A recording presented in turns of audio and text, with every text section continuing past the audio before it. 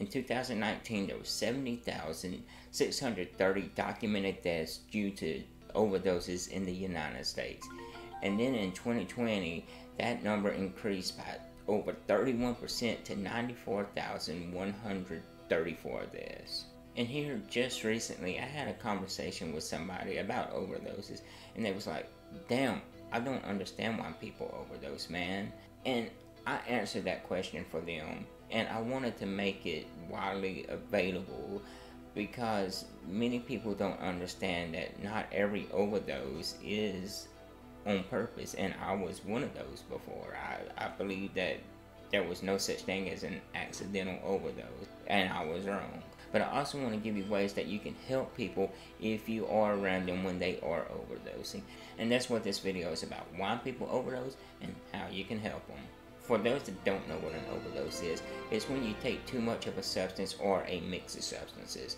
And it can be intentional or accidental. And there is no real specific amount of a substance that can cause an overdose, and it will affect everybody differently, and the amount that someone needs to overdose would be different for everybody. And people can overdose on illicit drugs, heroin, meth, cocaine, prescription medicines, oxycodone, fentanyl, alcohol, and many other substances.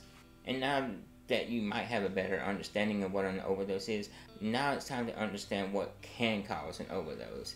And it can be many reasons. The most obvious is taking too much or someone not knowing their limits. It could also be caused by using the same amount of one substance as you do another substance. Or it could be someone trying to push their limits of how much they can use. It could even boil down to someone hurting too much, either physically or mentally, and they want to take a little more to get that edge off.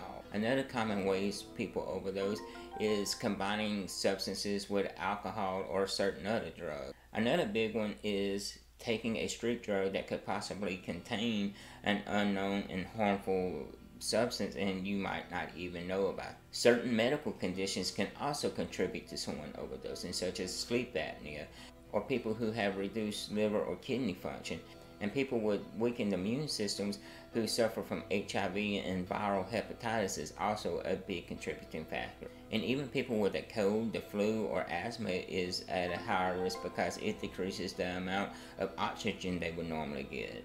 And one way a lot of people likely don't even think of is when someone doesn't use for a while and goes back to using and tries to use the same amount they used before. And this could be due to them being in rehab or detox or any such thing. And to give a great example of this, I'm going to use Corey Monteith, who played Finn on the TV series Glee.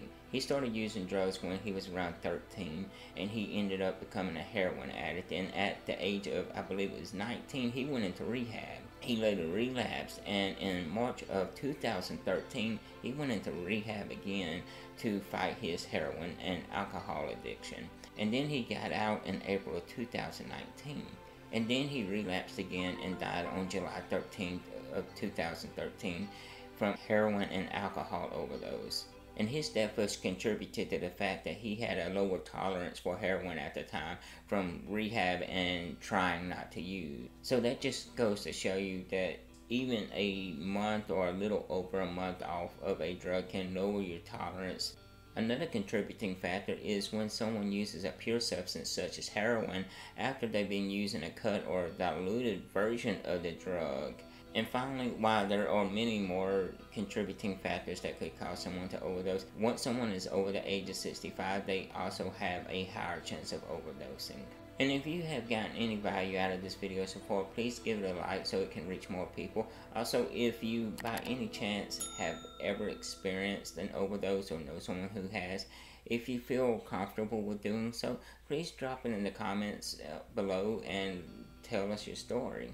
But now it's time to let you understand the signs of someone overdosing so you can possibly help them and save their life. And there's many signs and symptoms, and that will vary with the substances, and a lot of it depends on the health of the person who is overdosing at the time. And many people can respond differently to drugs, as I've already said. Some examples include falling asleep or the loss of consciousness if they won't wake up, if they have no response when you're yelling or hitting them, or if they're breathing slow, shallow, or if they're not breathing at all, if they're choking or gargling, if they have pinpoint pupils, if their body has gone limp, if the skin is pale, blue, and cold, if their pulse and their heartbeat is slow, erratic, or has stopped completely, if they're foaming at the mouth, vomiting, having seizures or convulsions, experiencing severe headaches, experiencing chest pains, or if they're extremely paranoid, agitated, or confused. And it's not necessary for someone to have all these signs or symptoms. One or more of these could still mean that they're in trouble and need help. So what do you do if someone needs help? The first thing you need to do is immediately call 911, and if they're not breathing, start CPR, and if you have naloxone present, go ahead and administer that to them if it is an opioid overdose. You also need to try to keep the person awake and breathing if you can. You also need to lay them on their side, that way if they vomit, they won't swallow and choke on it.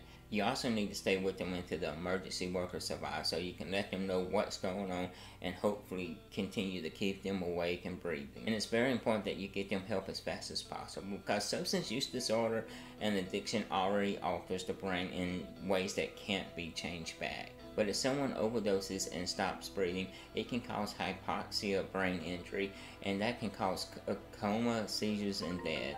And the long-term effects of hypoxia depends on the length of time without oxygen in their brain. And of course, the longer they go without oxygen, the worse it is. And some of the long-term effects of hypoxia is mild to severe impairment of movement, balance, and coordination, problems with senses such as hearing and vision, problems with spoken and written communication, problems with thinking, concentration, and memory. And in severe cases, brain injury from overdoses can cause someone to go into a vegetative state. More than 100 people die each day from drug overdoses, and I'm hoping at least one person can be saved by this video, because now you have a better understanding of what overdoses is, why people overdose, how to help them, and why it's important to get them help as soon as possible. It is likely possible that if you want to get naloxone just to carry around in case you do encounter someone overdosing, you can administer it. I will leave a link in the description that gives you more information on where you can find naloxone, how to use it, and I am hoping to do a video in the future on how to administer it and give you more details on naloxone. If you would like to see that video, please leave a comment below and I will do it as soon as possible. And again, if you have gotten any value out of this video, please give it a like, that way it can reach more people. And if you have any questions or concerns, please leave a comment and I will answer all of them that I can. Thank you for watching.